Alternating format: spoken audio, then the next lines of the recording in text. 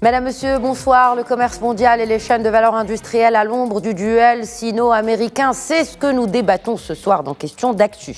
Guerre en Ukraine, tensions au Moyen-Orient et en mer de Chine, année électorale aux États-Unis, une relation à couteau tiré entre les deux adversaires historiques est bien partie pour ne pas s'apaiser. D'un côté, la plus grosse économie mondiale impose des embargos, notamment sur les puces chinoises. De l'autre, la plus grande puissance émergente au monde travaille dur pour gagner des batailles sur d'autres fronts, dont celui de l'intelligence artificielle. Avant-gardiste et dans sa lecture des événements, la grande figure de la diplomatie américaine, Henry Kissinger, affirmait que le sort de l'humanité dépendait de la capacité de l'Amérique et de la Chine à s'entendre. Selon lui, toujours, les progrès rapides de l'IA, de l'intelligence artificielle en particulier, ne leur laissent que 5 à 10 ans pour trouver une solution. Une solution parmi d'autres, car il y a d'autres foyers de tension. Taïwan en est un, et sur ce point, Pékin ne tolère aucun compromis, compromettant ainsi l'avenir des chaînes industrielles d'approvisionnement, puisque la petite île, objet de toutes les convoitises, est le premier producteur mondial de semi-conducteurs essentiels à toute industrie électrique et électromécanique. Enfin, à l'aune des présidentielles américaines, la bataille entre les deux rivaux se joue sur plusieurs fronts, mais sur terrain glissant. J'accueille pour le débat de ce soir le professeur d'économie et avec une expertise de la Chine, président de la Commission internationale au sein du club des dirigeants. Mohamed Benchkouroun, bonsoir. Oui, bonsoir. Bienvenue sur ce plateau. Merci infiniment. En face, l'analyste en défense et sécurité et enseignant à l'école de la guerre économique, Nizar Derdabi, bonsoir et bienvenue à vous également. Bonsoir, merci de m'avoir invité. Merci à vous d'accepter notre invitation et de répondre à nos questions. Se joint à nous, et c'est une joie renouvelée que de l'accueillir par Skype. Il se joint à nous par Skype depuis Casablanca, Ali El-Harichi, doyen de l'Institut de sciences politiques à l'Université Mondiapolis. Bonsoir, professeur El-Harichi. Merci de vous joindre à nous. Bonsoir et merci pour l'invitation. Marhaba. Premier tour de table, guerre économique. Est-ce qu'elle est annonciatrice, ou en tout cas ces tensions sur le volet économique de cette, je ne dirais pas guerre, mais de cette dualité qu'il y a entre les États-Unis et la Chine, est-ce qu'elle est annonciatrice peut-être d'une escalade sur d'autres fronts? Professeur Derdabi. Alors c'est peut-être un peu le risque que l'on fait courir, mais à mon avis, il y a effectivement beaucoup de rivalité entre les deux superpuissances, dans un cadre où le monde est devenu bipolaire, avec ces deux superpuissances. Il y a beaucoup de raisons de tension entre les deux, mais à mon avis, ces tensions économiques ne vont pas mener à un conflit militaire. En fait, ça, c'est le, on va dire, c'est ce quoi redoute la communauté internationale. Pour et une simple raison. Les États-Unis aussi, non? Parce oui, qu'on voit qu'il y a une montée en puissance militaire de la Chine qui quand même fait craindre les États-Unis et les fait réagir, parce qu'on les voit, ça commence à bouger aussi, d'où l'intérêt aussi des États-Unis vers cette région de l'Indo-Pacifique. Exactement. Il y a eu un pivot vers l'Indo-Pacifique depuis l'époque d'Obama, où les États-Unis se sont un peu détournés de la relation privilégiée à travers l'Atlantique avec leur partenaire traditionnel qui est l'Europe, pour se détourner vers ce pivot asiatique. Pourquoi? Pour une seule raison, pour une raison spécifiquement économique. Pourquoi? Parce que on le sait que maintenant, plus de 60 à 70% du commerce maritime mondial se trouve au niveau de la mer méridionale. Alors, pourquoi, à mon avis, on ne va pas passer au schéma de ce qui s'est passé entre les États-Unis et la Russie? Il n'y aura pas de guerre froide, tout simplement parce que les deux grands acteurs sont interdépendants économiquement. Quand il y a eu la guerre froide, ça a duré plus d'une trentaine d'années, il n'y avait aucune relation entre les deux. Donc c'était beaucoup de foyers de tension à travers le monde, mais les deux pôles étaient autosuffisants. Là, on sait que la Chine, c'est la première usine mondiale, et plus de 30 à 40% de ses produits manufacturés vont vers les États-Unis, et inversement.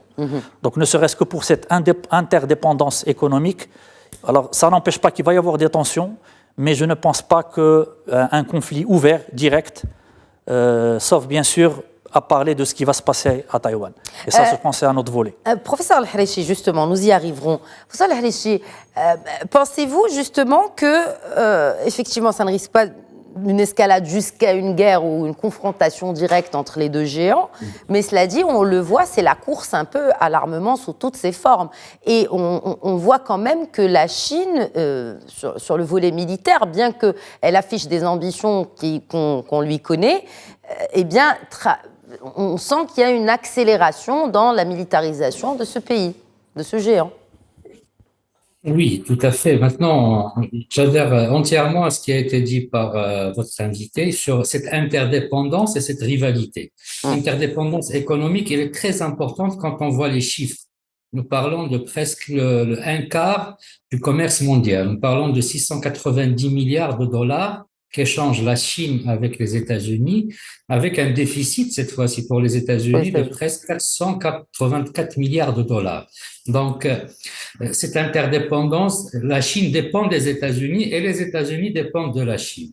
Les États-Unis, pourquoi ils dépendent de la Chine? Il y avait l'année dernière 1147 milliards de dollars de dette exactement chinoise chez les Américains. Donc maintenant, on parle le dernier rapport de l'OMC parlait en 2022-2023 de 980 milliards de dollars.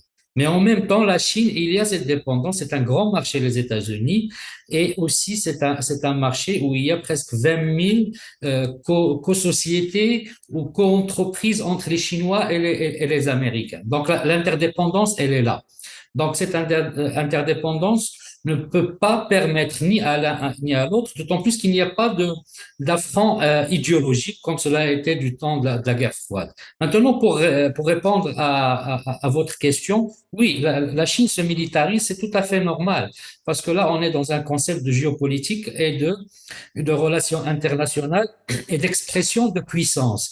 Comment on exprime la puissance? Comme disait Morgonto, donc l'Américain qui a mis sur place, on va dire, le réalisme des relations internationales au XXe siècle et aujourd'hui aussi au XXIe siècle, c'est montrer la puissance, garder la puissance et essayer, bon, si on peut, de minimiser la puissance de l'autre. Donc, une puissance, certes, elle est économique, mais elle doit être aussi militaire. Et surtout, comme cela a été cité, le pivot asiatique. Donc, quand on parle du pivot asiatique qui a été fait par Obama à la fin des années 2010, enfin 2009-2010, il est arrivé, il y a beaucoup de bases américaines dans la région. D'autant plus que ce chemin, il y a quelque chose de très stratégique, c'est que le chemin du commerce maritime de la Chine, il passe par le détroit de Malacca. Et là, les pays qui sont autour du détroit du Malacca, ce sont les alliés des États-Unis. Donc la Chine, d'une part, il veut étendre sa zone économique stratégique, mais en même temps, elle doit avoir une puissance militaire pour équilibrer la balance, puisque les Américains sont là. Donc, ils sont rivaux à la fois, ils sont interdépendants, et la Chine a intérêt d'être puissante militairement pour avoir toujours cet équilibre des forces. Certes, dans la guerre froide, on appelle l'équilibre de la terreur. Maintenant, cet équilibre ne va pas vers la terreur, mais voilà, j'ai la puissance aussi militaire, j'ai la puissance économique, certes. Les États-Unis dépassent encore la Chine de quelques billions de dollars, puisque les États-Unis sont à 25 milliards de billions de dollars et la Chine à 17, je pense, 96 billions de dollars.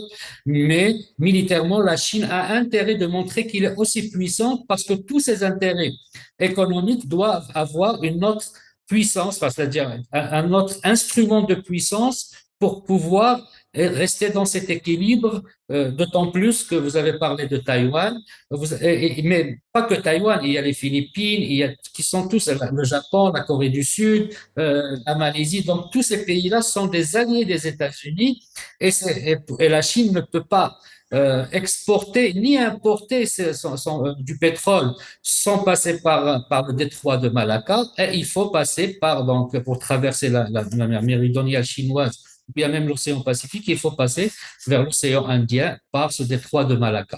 C'est ce qui fait que la Chine se développe effectivement, donc militairement, pour répondre aussi comme puissance équilibrée avec les États-Unis. Ouais, vous avez évoqué les tensions. Bon, bien sûr, il y a Taïwan, il y a aussi, on n'en parle pas assez. Oui, C'est un rôle pivot. Vous avez parlé des Philippines. Et il y a eu ces tensions, notamment à la mi-janvier, sur cette question du positionnement même de certaines troupes sur les côtes adjacentes les Philippines. Vous avez parlé de cette puissance militaire, de ce positionnement militaire, de cette militarisation à vitesse grand V de la Chine. Il y a aussi, et c'est nouveau, Mohamed Ben Shkrour, enfin c'est nouveau, on ne connaît pas la Chine ou la diplomatie chinoise sur l'échiquier mondial, et elle a prouvé en 2023, l'année dernière, qu'elle était aussi, un peu comme l'exemple de Washington, elle était aussi un acteur de la diplomatie, voire même qui pouvait jouer un rôle, notamment entre les Émirats, l'Arabie Saoudite et l'Iran, comme médiateur, notamment. Et c'est une zone qui n'est pas traditionnellement dans le champ d'action de la diplomatie chinoise. Donc aujourd'hui, la Chine aussi se positionne dans la diplomatie mondiale, ou c'est juste une action éphémère? Alors, avant de répondre à votre question, permettez-moi juste de rappeler la nature de la relation sino-américaine. Alors, la relation sino-américaine, elle a commencé dans sa façon prospère en 1971, lorsque la Chine a intégré l'ONU en tant que siège permanent au sein du Conseil de sécurité, représentant une Chine unique, approuvée par les États-Unis. Et c'est là où il y a eu la rencontre entre Deng Xiaoping et Nixon, dans l'ouverture où Deng Xiaoping a accepté d'ouvrir ses frontières économiques tout en maintenant sa rigidité politique et sa lignée politique communiste, d'où sa célèbre expression que la souris soit grise ou blanche, le plus important qu'elle attrape la souris. Donc cette relation prospère a été une relation de complémentarité. Donc les États-Unis ont pu délocaliser une grande partie de leur industrie en Chine. Ils ont même joué le rôle de lobbying pour encourager d'autres industriels européens pour aller s'installer en Chine. Et c'est là où ça a connu une relation tout à fait prospère et durable. D'ailleurs, en 2001, c'était avec l'appui de Bill Clinton que la Chine a pu intégrer l'OMC, et c'est là où l'économie mondiale a connu un essor extrêmement spectaculaire, où toutes les économies du monde ont pu profiter de l'intégration de ce dragon chinois. La problématique a commencé lorsque la Chine a montré clairement son ambition d'être la première puissance économique mondiale à l'échelle de 2040, avec tous ces projets extrêmement pharaoniques comme les nouvelles routes de la soie, avec son plan de Made in China 2025 qui était d'élever d'une manière qualitative son industrie et donc de concurrencer les grandes marques industrielles américaines et occidentales. Et c'est là où le problème a commencé. C'est là où Trump avait effectivement commencé son trade war contre la Chine, qui était l'un des premiers symptômes de la rigidité et de cette nouvelle relation tout à fait conflictuelle et malheureusement qui a montré une escalade tout à fait inquiétante. Mais la guerre ne sera pas au rendez-vous parce que il y a une interdépendance économique. Il faut rappeler que les États-Unis et la Chine sont tous les deux les premiers clients et les premiers fournisseurs. La Chine, de par son ambition de développement interne, puisqu'il y a encore une grande marge de développement interne, a besoin d'une stabilité avec ses principaux partenaires, qu'ils soient américains ou européens, ont besoin effectivement d'une stabilité et d'une coopération tout à fait durable pour maintenir son développement. Donc s'il y a un pays qui ne souhaite pas la guerre et l'escalade, c'est bel et bien la Chine, contrairement aux Américains, qui ne cessent depuis l'émergence d'une Chine beaucoup plus puissante, essaye d'handicaper, de créer effectivement des problèmes afin de diminuer leur ascension et leur domination inévitable future. Puisque vous avez justement placé les choses dans leur contexte historique, alors, il faut savoir aussi, dans une histoire un peu plus proche, que les tensions se sont intensifiées sous l'ère de Donald Trump, elles se sont poursuivies avec Joe Biden. Bon, on a l'impression que l'approche des républicains et des démocrates est différente, professeur Deladabi. Juste pour rappel, mars 2018, les importations d'acier taxées à hauteur de 25%, 10% sur l'aluminium, c'était une décision de Donald Trump. Et là, on le voit, l'administration Biden décide de s'attaquer à la nouvelle technologie, à ces semi-conducteurs, à ces puces surtout chinoises, parce que l'Amérique a voulu aussi se positionner sur ce marché des semi-conducteurs ô combien important et surtout stratégique. Donc, in fine, quelle que soit l'administration en place aux États-Unis, il n'y a rien qui rapprocherait finalement ces deux concurrents. Ça va rester sous forme de sanctions américaines contre les produits chinois et cela continuerait comme cela, républicains ou démocrates à la Maison-Blanche. Je suis d'accord. Comme vous dites, on n'est qu'au début d'un feuilleton de rivalité qui vont parfois prendre l'aspect économique, parfois l'aspect stratégique, le soutien à des alliés comme Taïwan, le Japon, etc. Pour revenir aux motivations politiques de ces sanctions. Alors, Trump, dès le début, dès qu'il a pris le pouvoir, il a annoncé une politique isolationniste et de taxation de tous les produits. On sait que Donald Trump et les républicains prennent leur base des industries américaines qui sont fortement concurrencées par l'industrie chinoise, c'est normal, main-d'œuvre plus basse, accès aux matières premières aussi qui sont exploitées directement sur le sol chinois. Donc le but de Donald Trump dans ces sanctions, c'était d'abord un effet d'annonce, parce qu'il avait annoncé au moment de la campagne électorale. Exact. Et deuxièmement, c'était pour faire plier l'industrie chinoise, pas complètement, mais pour favoriser sa base électorale. Pour Joe Biden, c'est un autre prisme qui est pris, c'est un prisme stratégique. Alors, comme on l'a dit tout à l'heure, la rivalité augmente parce que les deux puissances sont en train d'arriver à un seuil d'équilibre.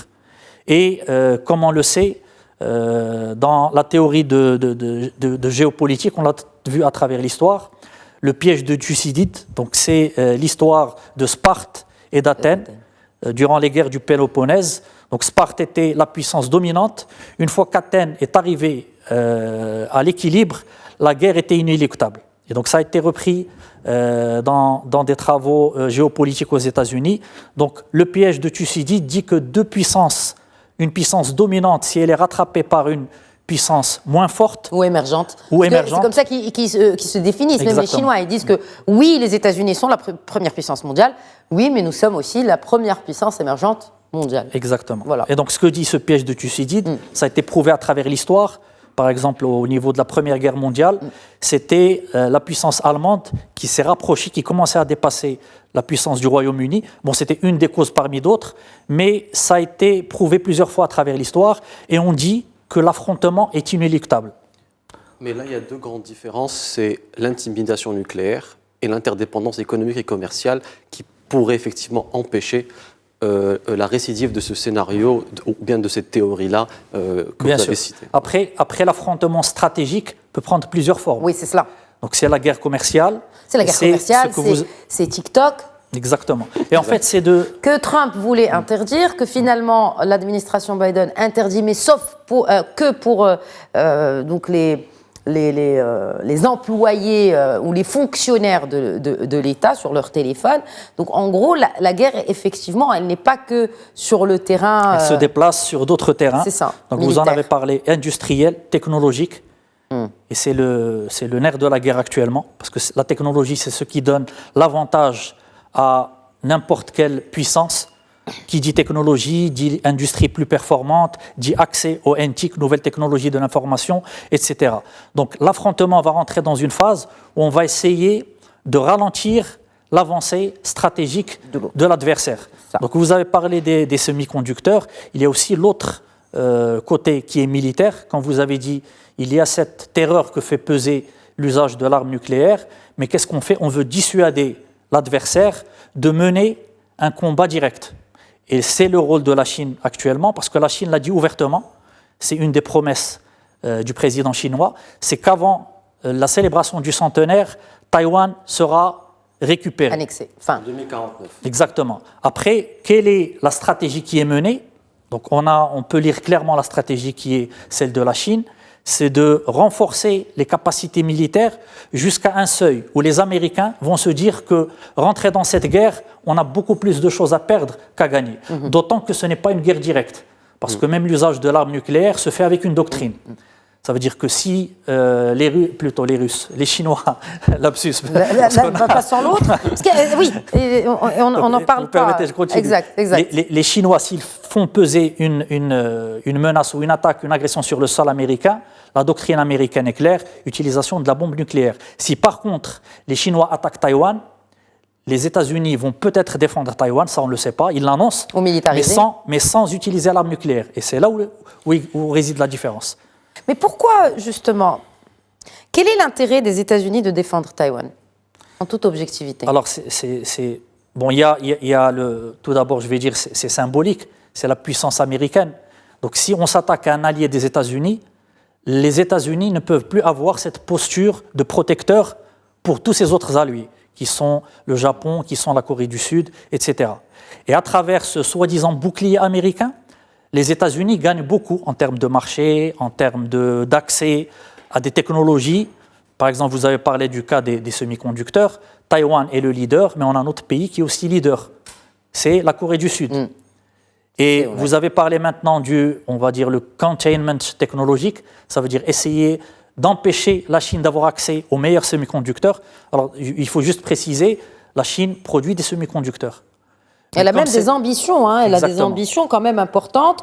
75% veut prendre justement la Chine de ses productions de semi-conducteurs. Ils sont loin, ils sont à 15%.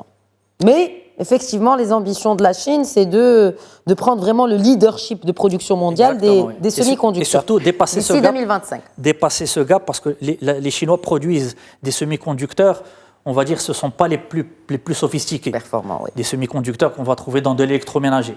Mais une fois qu'on passe aux semi-conducteurs qu'on trouve dans les téléphones portables, dans l'armement, qui est la technologie high-tech, là, ils n'ont pas la qualité des semi-conducteurs requises. Donc en fait, c'est une course à la technologie. Et c'est une arme aussi qu'utilisent les États-Unis en empêchant, en mettant un embargo sur les puces chinoises. C'est une arme aussi qu'utilise Washington pour mettre un peu plus de pression sur Pékin. Mais au risque d'avoir une riposte. Et la riposte chinoise a été annoncée, ça fait 10 jours. C'est que les Chinois ont la meilleure technologie pour extraire les terres rares. Et qu'eux, à leur tour, ils ont interdit d'exporter cette technologie. Donc, comme je vous ai dit, c'est une guerre sans fin. Exact. Alors, justement, une guerre sans fin, et la fin, c'est celle du mandat de Joe Biden dans quelques mois. Ali El-Harichi, qu'est-ce que... Bon, Biden, Trump est donné favori, en tout cas pour les primaires de son parti. Peut-être même favori aussi selon la plupart des sondages, mais on connaît bien sûr ce que valent ces sondages-là. Il est donné favori aussi pour remporter les élections prochaines aux États-Unis. Qu'est-ce que cela devrait changer déjà pour cette année électorale et pour l'après-élection si Donald Trump venait à reprendre son siège à la Maison-Blanche? Bon, d'abord, effectivement, les sondages et puis même les derniers résultats il y a quelques jours par rapport aux primaires, donc au niveau de l'Iowa où Trump est arrivé donc premier par rapport à la primaire de son parti, donc montre que Trump c'est-à-dire va représenter son parti, va représenter les républicains par rapport aux élections présidentielles en novembre de cette année. La question qui se pose, quelle sera la campagne électorale? Quels seront les enjeux de la campagne électorale? On sait maintenant que ce soit pour Trump ou pour Biden, bien sûr, il y a le consommé américain, made America, tout ce que vous voulez, donc, et la croissance des États-Unis, mais en même temps sur la politique étrangère. Il y a plusieurs sujets, peut-être que les avis sont presque les mêmes, par rapport entre Biden ou contre les républicains et les démocrates. Mais par rapport à la question de la Chine, nous n'avons pas vu bon, il y a eu un petit changement, si vous voulez, mais pas un grand changement de la politique de Biden par rapport à celle de Trump. Ah bah si, quand même, Taïwan. Enfin, il y a quand même l'éléphant the elephant in the room, c'est cette île de Taïwan. Ah, pardon, autant pour moi. Je vous laisse finir, Seyed Harischi. Pour Trump, déjà, c'est lui qui a déclaré l'escalade de la guerre commerciale que vous avez évoquée tout à l'heure, de l'acier, de l'aluminium, mais en contrepartie, les Chinois avaient répliqué en augmentant presque de 15 à 25% des tarifs supplémentaires sur les produits qui rentraient en Chine et qui venaient des États-Unis. Donc, ils étaient toujours dans la guerre commerciale. Maintenant, sur le plan stratégique, quand on parle de Taïwan tout à l'heure, j'ai parlé des îles, enfin, des pays qui sont là dans cette mer méridionale et qui sont des alliés des États-Unis. Trump n'a jamais soutenu la Chine, il a toujours soutenu Taïwan. La même chose, on a vu il y a, je pense, c'est au début de l'année dernière, où il y a eu la visite de Nancy Pelosi. Nancy Pelosi, effectivement, à Taïwan. C'est ce qui a mis de l'huile sur le feu. Hein. Après, vous me détrompez. Si ma mémoire est bonne, en tout cas, c'est ce qui a déclenché vraiment la colère de Pékin. C'est cette visite de Nancy Pelosi qui, rappelons-le, ou en tout cas selon la version officielle, a été faite sans en informer le président lui-même. Oui, il y a eu des élections à Taïwan et il y a eu des félicitations, mais il faut dire une chose très importante. Les États-Unis ne reconnaissent pas Taïwan comme un État. Oui. Au niveau des Nations Unies. Ça, c'est quand même paradoxal. Ils ne le reconnaissent pas, mais ils le soutiennent. Ils le soutiennent parce que vous avez parlé des semi-conducteurs, vous avez parlé, c'est un pays parce que la Chine, c'est quoi l'objectif? Si elle reprend Taïwan, annexe Taïwan, c'est qu'elle élargit sa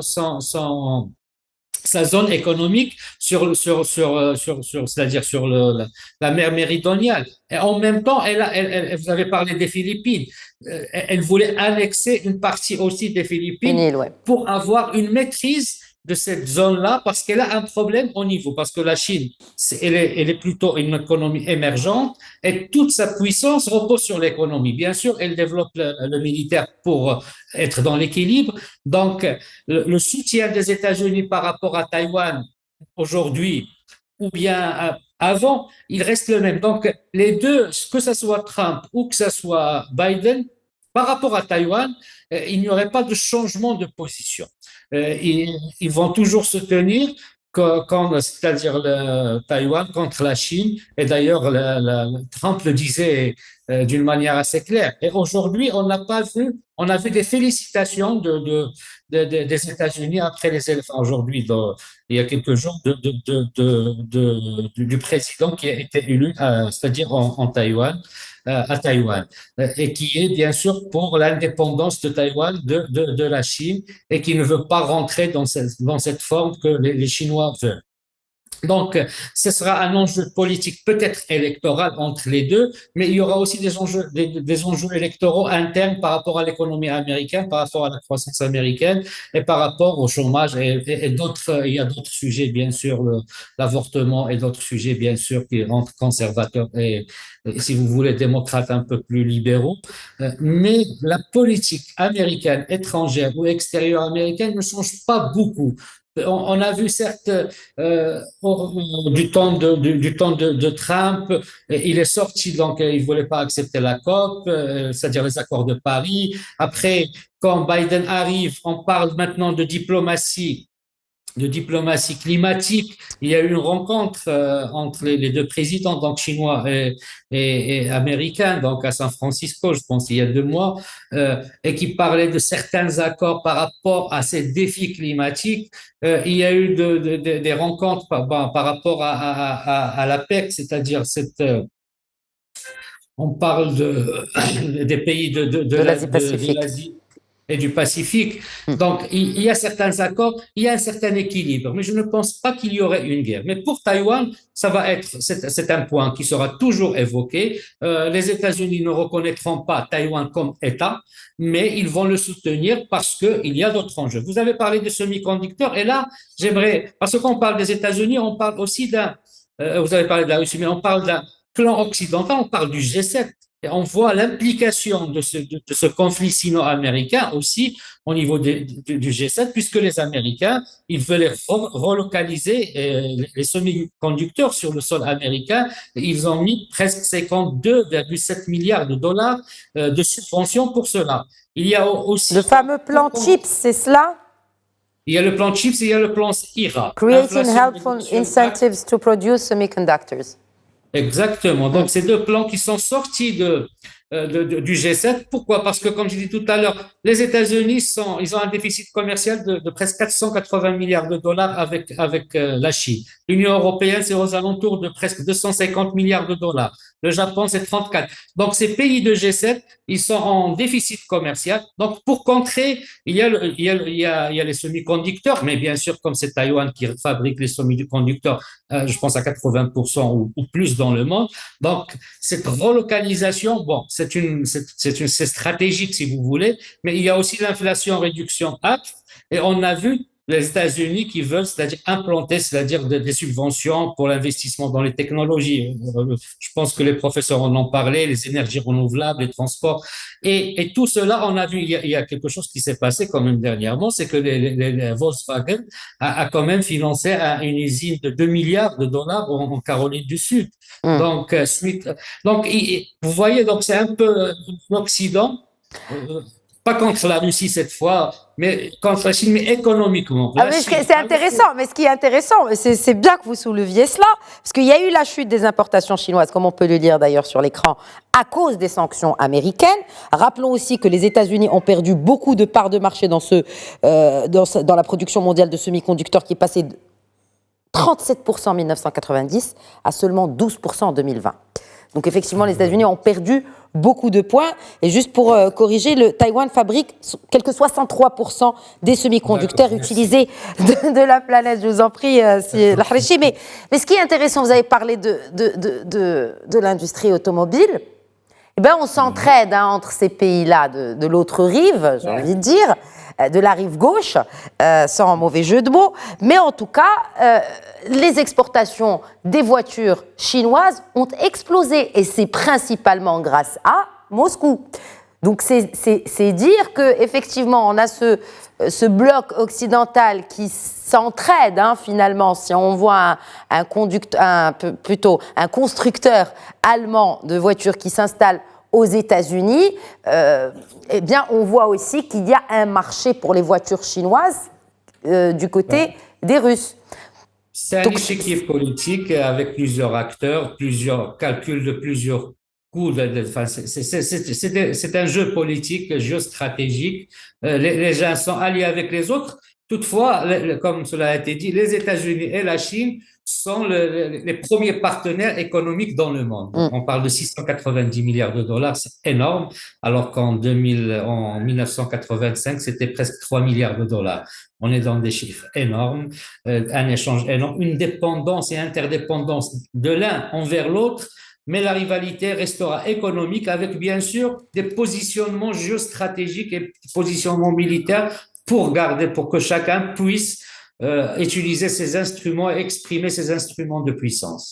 Cela étant dit, c'était au forum de Davos en janvier dernier. Les chaînes, ça c'est une déclaration du responsable chinois, le premier ministre chinois qui a donc représenté Pékin à ce rendez-vous mondial, à ce forum mondial de Davos, et qui a parlé des risques de perturbations dans les chaînes industrielles et d'approvisionnement à cause de cette guerre commerciale entre la Chine et les États-Unis. Mais cela dure depuis quelque temps. Est-ce que vous pensez, Mohamed Ben Chekroun, qu'il y aurait des gagnants dans cette guerre aussi? On a vu peut-être les échanges avec le Mexique pour les États-Unis. Est-ce qu'il y aurait des gagnants?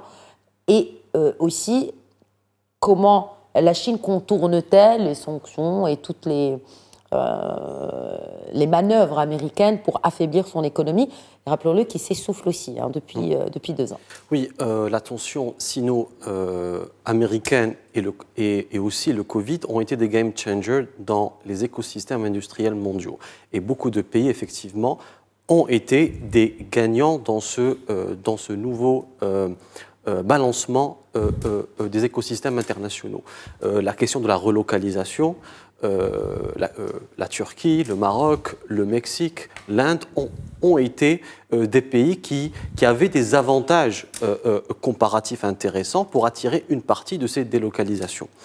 Mais sur le fond du problème, quel que soit le parti politique qui dirigera les États-Unis, il y aurait une continuité de l'establishment américain, qui est de considérer la Chine comme le premier adversaire, comme l'adversaire systémique et comme l'ennemi à combattre économiquement, à combattre via des sanctions. Et donc, que ce soit Biden ou Trump, sur le fond, c'est une même lignée. Après, la différence... L'approche, après, effectivement, c'est l'approche qui est la forme sera différente. La forme, voilà. Exactement. Donald Trump est connu pour être plus un pushliner, pour être beaucoup plus agressif dans ses propos, mais le fond est le même. Le fond est d'essayer de diminuer l'influence chinoise tout en maintenant les intérêts américains via cette interdépendance. Mais le problème, c'est que lorsqu'on noue une relation aussi structurelle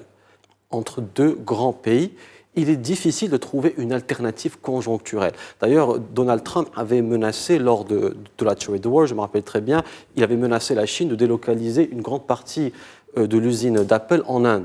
Mais ça a été plus un coup de com' qu'autre chose. La Chine a tellement d'avantages comparatifs industriels en termes de quantité de production, en termes d'économie d'échelle, d'infrastructures, de qualité de main-d'œuvre, de rapport qualité-prix extraordinaire. Et je ne fais pas l'avocat de la Chine, c'est vraiment une analyse tout à fait objective, que effectivement cette relation ne peut pas effectivement se détacher du jour au lendemain, et que cette relation va continuer économiquement, mais tout en essayant d'entacher, de diminuer, d'affaiblir, de créer des conflits régionaux par rapport à la question taïwanaise, de diaboliser l'image de la Chine, par exemple, de mettre des embargos sur leurs pivots industriels comme Huawei à travers la 5G. Exact. Mais sur le fond, je pense que la relation sera pérenne, sera durable, et cela à défaut de la volonté des présidents. Je t'aime moi non plus. C'est un peu la relation entre la Chine et les États-Unis. Vous avez évoqué tout à l'heure un point très important, et c'est pour ça qu'en fait, dans ma question, j'ai subtilement utilisé le terme contournement. Et par contournement, je pointe cette nouvelle route de la soie. 10 ans après, est-ce que le bilan est positif ? Alors, est-ce que le bilan est positif ? Le bilan est tout à fait mitigé par rapport aux objectifs initiaux. La Chine n'avait pas prévu le confinement, n'avait pas prévu la crise du Covid, n'avait pas prévu la crise ukraino-russe, la guerre israélo-palestinienne, qui ont fait diminuer un petit peu toutes les ambitions qu'ont affichées la Chine à travers ce projet-là. D'ailleurs, ils avaient ambitionné d'investir 1 000 milliards de dollars. Alors, ils n'en sont pas à ce chiffre. D'ailleurs, l'objectif est d'investir 1 000 milliards de dollars jusqu'à 2049. Par contre, ils ont signé 900 000 milliards de dollars en contrats signés avec l'ensemble de ces partenaires, qui sont 130 pays, et puis qui est de finaliser les projets d'infrastructures ferroviaires, terrestres et maritimes. Maintenant, il y a eu un rapport qui a été fait sur le recul ou bien la perception des pays qui ont signé ces accords avec la Chine. Entre le début et la réalité, c'est qu'il y a eu finalement une réticence par rapport aux ambitions affichées. Le surendettement que les Chinois ont octroyé aux pays comme le Sri Lanka, le Kenya, etc., ils ont vu cela comme une forme de néocolonialisme et une façon de domination géoéconomique. D'ailleurs, la Chine a pris a colonisé le port de Sri Lanka parce que le gouvernement n'a pas pu honorer ses engagements en termes d'endettement. Donc cette perception-là de rapport gagnant-gagnant qu'avait affiché la Chine à travers ses routes de la soie pour créer une liaison avec l'ensemble du monde pour un développement durable avec l'ensemble des pays d'Afrique, d'Asie et d'Europe. L'Europe était un petit peu réticente, à l'exception de l'Italie qui était signataire de ce Memorandum of Understanding, qui est le seul pays du G7 à avoir signé ce rapport, mais qui s'est officieusement détaché à cause de la réalité des négociations et la réalité de la dureté géoéconomique que la Chine a connue et que le monde a qu'ils ont le voisin grec, et qui a subi justement ce revers de la médaille du coup de main tendu par les Chinois pour ce fameux port. La nouvelle route de la soie est un projet qui porte une symbolique d'une renaissance de la Chine par rapport aux anciennes routes de la soie. Elle était très ambitieuse, à mon humble avis, trop ambitieuse par rapport aux moyens dont dispose la Chine, car c'est un pays qui est toujours émergent, qui a toujours des difficultés internes, est un géant fragile de l'intérieur, avec une démographie vieillissante, avec ce défi de généraliser sa classe moyenne. Et donc, ce projet-là a connu effectivement des difficultés, mais vous savez, la Chine est connue pour sa persévérance, pour sa continuité, pour sa vision long terme. Et d'ailleurs, ce sont des adeptes du Sun Tzu. Et d'ailleurs, ils veulent gagner toutes ces guerres sans bataille militaire. Et la route de la soie fait partie de cette volonté de dominer le monde par une voie beaucoup plus pacifique. Par une voie beaucoup plus pacifique et par une voie beaucoup plus technologique. Parce que je citais Kissinger, qui nous a quittés il y a quelques mois, centenaire, ce géant de la diplomatie qui aura marqué l'histoire de la diplomatie moderne, professeur Derdabi, l'intelligence artificielle.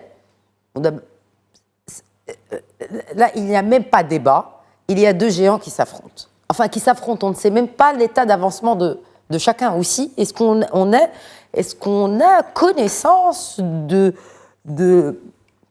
j'allais dire l'état d'avancement technologique. Mais oui, c'est ça, exactement. Et puis, de l'onde de choc, vraiment, que pourrait avoir cet état d'avancement sur l'ensemble de tout, en fait, de la géopolitique, du militaire, de tout, de ce que va contrôler cette intelligence artificielle dans moins d'une décennie. Alors, l'intelligence artificielle est rentrée dans notre vie à nous tous avec la révolution ChatGPT. Ça remonte à une année. Mais il faut savoir que, comme toute technologie, les plus importantes technologies qu'a connues l'humanité, l'avion à réaction, le nucléaire, etc., commencent d'abord par le domaine militaire. Internet aussi. Exact. Il faut savoir que les forces armées américaines et chinoises, alors on n'a pas les données, mais travaillent sur l'IA depuis plus d'une dizaine d'années.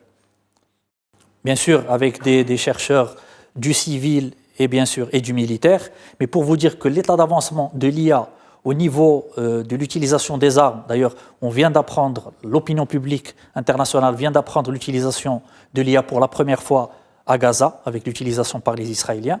Les Israéliens aussi sont à la pointe de la course à la technologie. Alors, pour vous répondre directement, l'état d'avancement, on ne sait pas, mais on sait que ce sont les deux puissances leaders.